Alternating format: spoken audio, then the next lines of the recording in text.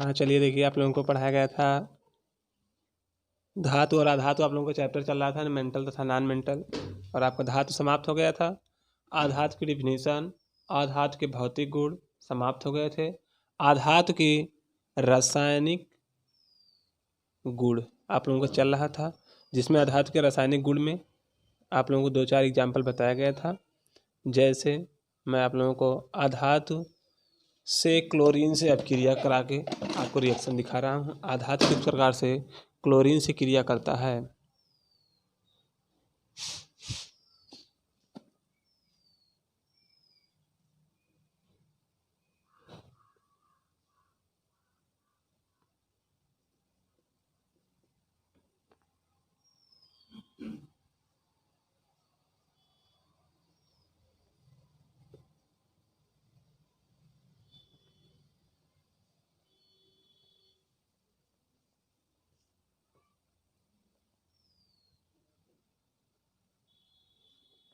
आप लोग देखेंगे, अगला आप लोगों को बताया जा रहा है आधातु क्लोरीन से क्रिया करके किस रसायन का निर्माण करती है। जिस प्रकार से आप लोगों को बताया जाता है आधातु क्लोरीन से क्रिया करके क्लोराइड निर्मित करती है, जो क्लोराइड की प्राकृतिक सहसंयोजक होती है।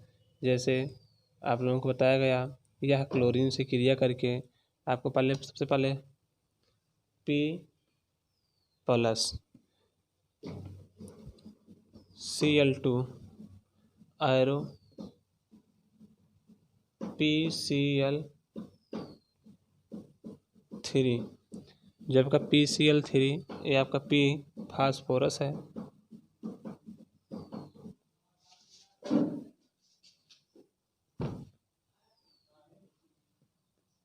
उसके बाद आपका ये Cl2 क्लोरीन, जो आपका निर्माण हुआ फास्फोरस ट्राइक्लोराइड।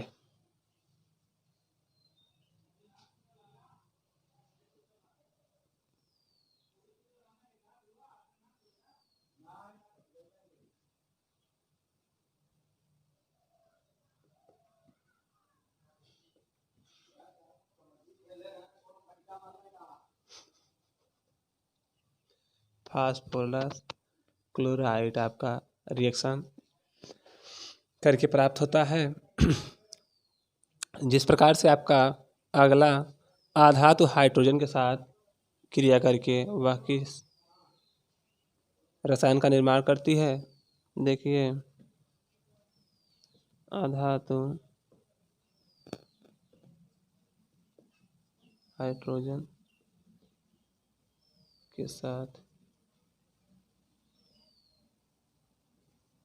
क्रिया करके यह आपका हाइड्रोजन के साथ क्रिया करके हाइड्रा निर्मित करती है। जिस प्रकार से आपका नाइट्रोजन N2 + H2 आयरो NH3, ये आपका NH3 जो प्राप्त होता है ये आपका अमोनिया प्राप्त होता है। यह आपका नाइट्रोजन है। नाइट्रोजन है और ये आपका H है, हाइड्रोजन है। जिस प्रकार से यह क्रिया करके अमोनिया गैस का निर्माण करती है। तीसरा आपका यह रिएक्शन करती है कार्बन और हाइड्रोजन के साथ, तो मेथेन गैस का निर्माण करती है। तीसरे में आपका कार्बन और हाइड्रोजन के साथ अब क्रिया करके यह मेथेन का निर्माण करती है। तो एक बार उसका आप लोग रिएक्शन देख लीजिए। कार्बन का सूत्र होता है आपका C+ हाइड्रोजन के साथ H2 आयरो, और आपका यह बनाएगी मेथेन बनाएगी, तो मेथेन का CH4 आपका मेथेन का सूत्र है। उसके बाद ये आपको पता है हाइड्रोजन, ये आपको पता है कार्बन। इसका संकेत देख लें, यस आपका जो है या ठोस अवस्था में प्राप्त है, जी आपका ये आपकी गैस अवस्था में प्राप्त है। जो आपका मेथेन प्राप्त होता है वह गैस के रूप में हमें मेथेन प्राप्त होता है। इसी के साथ आपका यह समाप्त हुआ, और जो आपका नेक्स्ट हेडिंग है, धातु एवं आधातु के बीच अपक्रिया। धातु और आधातु किस प्रकार से अपक्रिया करके किस रसायन या किसी तत्व का निर्माण करती है। जैसे धातु और आधातु के बीच अपक्रिया, धातु तथा आधातु के बीच क्रिया।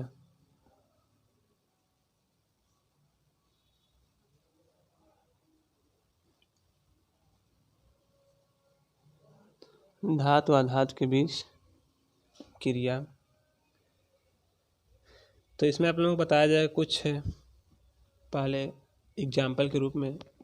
जिस समय आप लोगों को 9th में पढ़ाया गया था परमाणु संरचना, परमाणु संरचना आप लोग 9th की किताब एक बार पुनः देख लेंगे। परमाणु संरचना में सबसे पहले आप लोगों को बताया गया था डाल्टन का परमाणु सिद्धांत। तो डाल्टन के परमाणु सिद्धांत के अंतर्गत आप लोगों को इलेक्ट्रॉनिक विन्यास निकालने की विधि बताई गई थी। जिस समय वह आप लोगों की बताई गई थी, किसी भी परमाणु, कोई भी आपका परमाणु होगा, सर्कल आपका सीधा नहीं बन रहा है,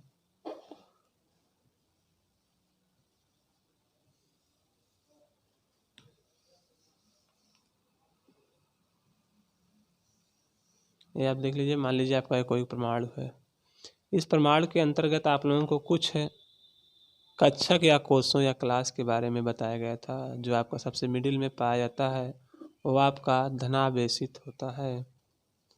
इसके बाद आप लोगों को 4 क्लास में डिवाइड किया गया था या 4 क्लास के बारे में बताया गया था।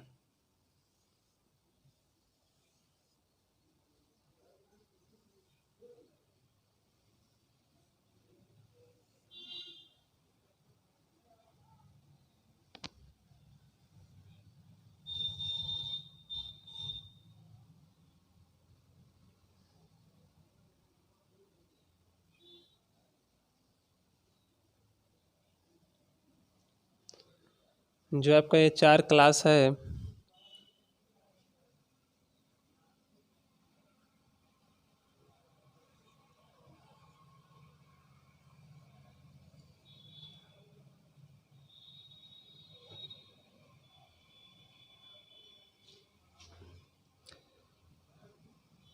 जो आपका पहला कोष उसका नाम था के, दूसरा कोष आपका यल, तीसरा कोष आपका यम, चौथा कोष आपका यन।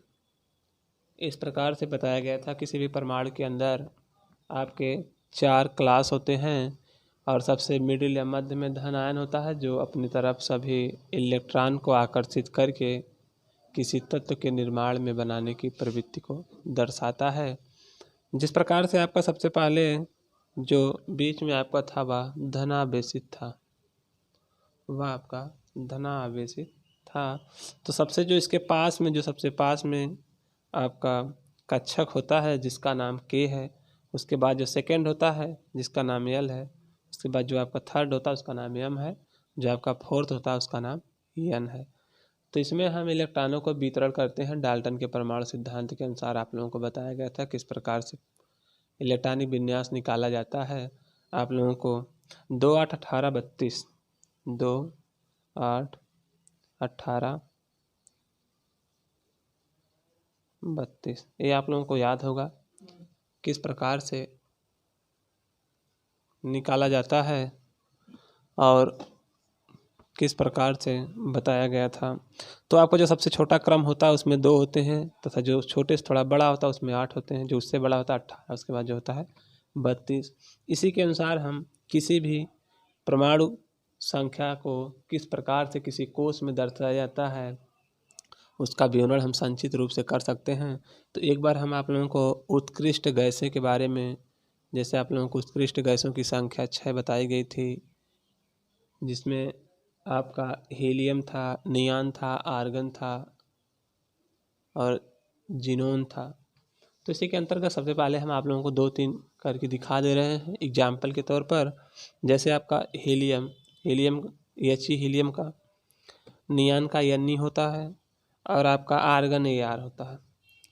इनका जो परमाणु संख्या है, परमाणु संख्या या क्रमांक, जो हमारा हीलियम है, हीलियम का 2 होता है और नियान का 10 होता है और आर्गन का 18।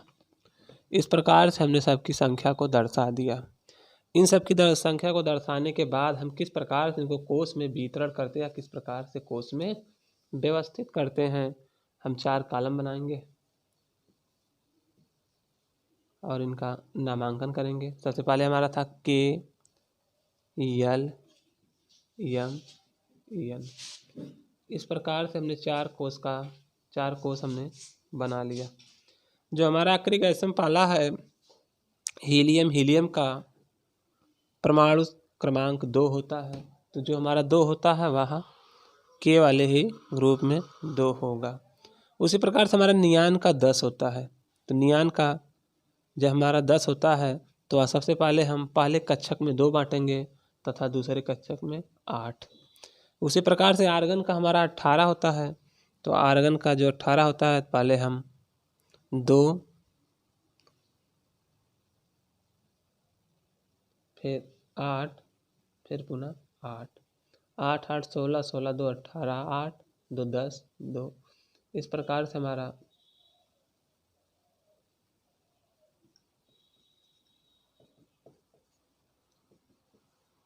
इसी प्रकार से हम इलेक्ट्रॉनिक विन्यास को निकाल कर दर्शाते हैं।